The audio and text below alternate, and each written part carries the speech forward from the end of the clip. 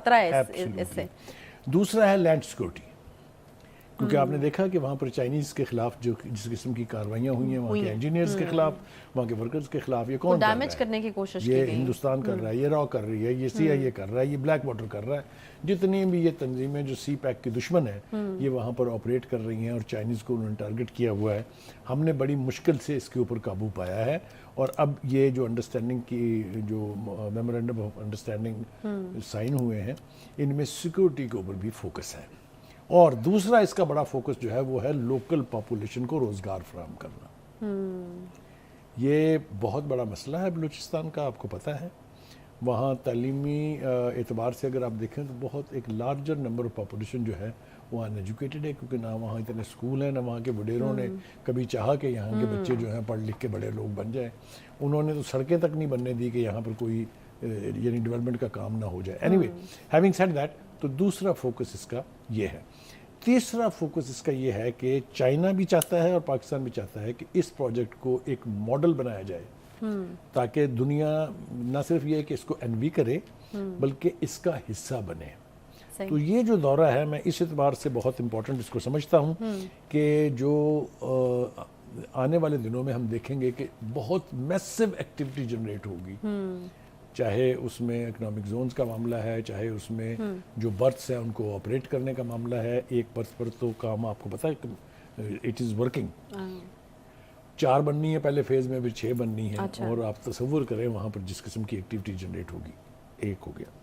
دوسرا یہ کہ وہاں کی جو لوکل پولیٹیکل ایلیٹ ہے بلوچستان کی، ان کی جو نیگیٹو پروجیکشن تھی سی پیک کے بارے میں کہ یہ اینٹی بلوچستان ہے جی، یہ اینٹی پیپل ہے جی ساری، اس کا بھی میرے خیال سے جواب فراہم کر دیا گیا ہے. کیونکہ ہر پروجیکٹ میں لوکل پاپولیشن جو ہے اس کو ترجیح دی جا رہی ہے. ان کے ہاؤسنگ کے مسائل حل کیے جا رہے ہیں. آپ کو یاد ہوگا ریسنٹلی پرائم منسٹر صاحب نے وہاں 300 میگا واٹ کے جو بجلی کا پروجیکٹ ہے اسپیشلی فار گوادر، اسی طرح سے پانی کے حوالے سے، پینے کا پانی ڈرنکنگ واٹر کے حوالے سے وہاں پر، اور ہاؤسنگ سیکٹر میں بہت میسو انویسٹمنٹ کی ہوئی ہے. لوگوں نے، مختلف اداروں نے، مختلف جو ریپوٹیشن کے ادارے ہیں، لوکل پاپولیشن کے بھی بہت سارے مسائل اس کے نتیجے میں حل ہونے والے ہیں. جس طرح آج پرائم منسٹر صاحب نے کہا کہ it will no longer be a village, it will be a city and a city of a massive resources. Faiz, یہ بھی بالکل یہ بھی پریڈکٹ کیا جاتا رہا ہے کہ ہم اگر چاہیں تو گوادر کو ایک نئے دبئی کے طور پہ جو ہے وہ بنا سکتے ہیں اگر اس کے اوپر ہم کام کریں. This is a very modest statement. It is a modest statement. اچھا، اس سے بھی زیادہ It can be even bigger than that. میں آپ کو بالکل وثوق سے کہہ رہا ہوں یہ کہ anybody جس نے جا کے سپاٹ پر اس کی بریفنگز لی ہیں یا جس کو اس پروجیکٹ ایز اے ہول پتہ ہے، اس کو پتہ ہے کہ یہ کتنا بڑا پروجیکٹ ہے، کتنا میسو پروجیکٹ ہے. میرے خیال سے ہم نے اس کی تو کافی نیک خواہشات ہماری اور تمنائیں کہ واقعی میرے خیال سے جو ہے ایک پیغام ہمارے فورم سے یہاں سے جانا چاہیے کہ CPEC is a project which is in the interest of Pakistan and in the interest of people of Pakistan. لہٰذا اس کی مخالفت کا تو تصور بھی نہیں ہونا چاہیے.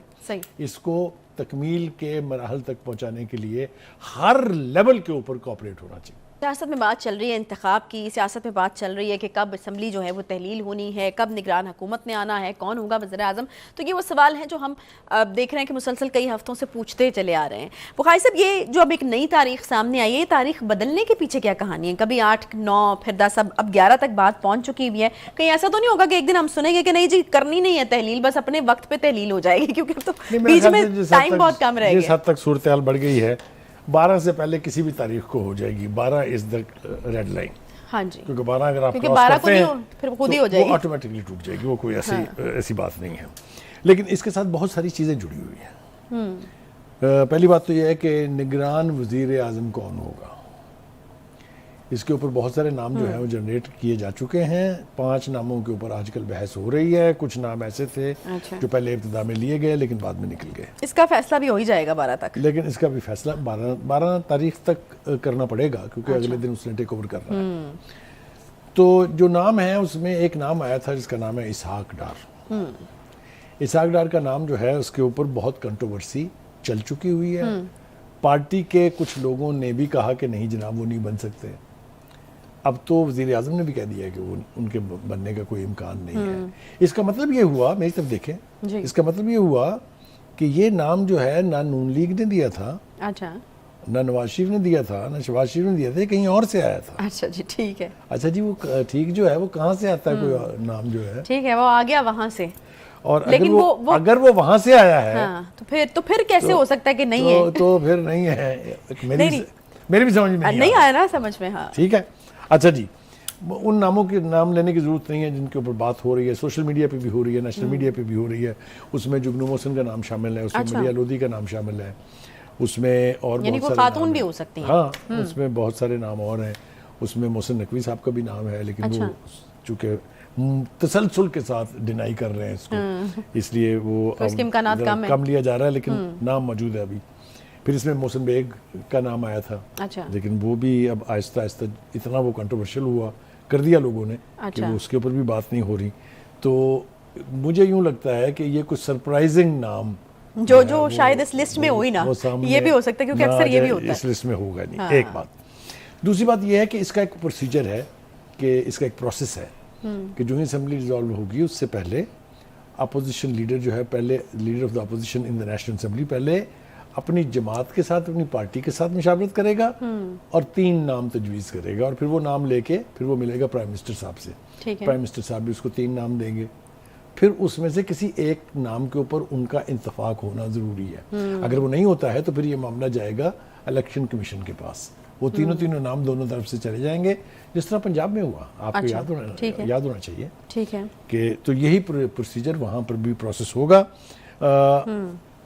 توقع یہ ہے کہ راجہ ریاض صاحب کسی نہ کسی اس نام پر اتفاق کر لیں گے جو پرائم منسٹر صاحب تجویز فرمائیں گے. اچھا یہ معاملہ الیکشن کمیشن تک جائے گا ہی نہیں؟ یہ وہاں تک نہیں جائے گا. اچھا کیونکہ وہاں تک اگر چلا جائے گا تو پھر بات ان پارٹیوں کے اختیار سے باہر نکل جائے گی. تو یہ چاہیں گے کہ ان کے اختیار سے نہ نکلے بلکہ جو نام مل کے تجویز کرے وہی لگ جائے. ہاں اچھا جی اب یہ معاملہ دیکھنا ہے کہ 13 تاریخ کی رات 12 بجے یہ اسمبلی کی مدت ہو جائے گی پوری. صحیح. لہذا دن رہ گئے ہیں بہت تھوڑے. کل پہلی ہے تو گن کے 2 ہفتے ہیں. 2 ہفتے کے اندر میک اور بریک کے فیصلے جو ہیں وہ ہونے ہیں. تو مجھے یوں لگتا ہے کہ جو پرائم منسٹر صاحب کا بیان ہے کہ نون لیگ کا کینڈیڈیٹ جو ہے وہ ہوگا نواز شریف. یہ تو کہہ دیا یہ کیٹیگورک سٹیٹمنٹ ہے ان کا بھی، اور بہت سے پارٹی کے لوگوں نے اس سے پہلے بھی کہا ہے. ٹھیک ہے.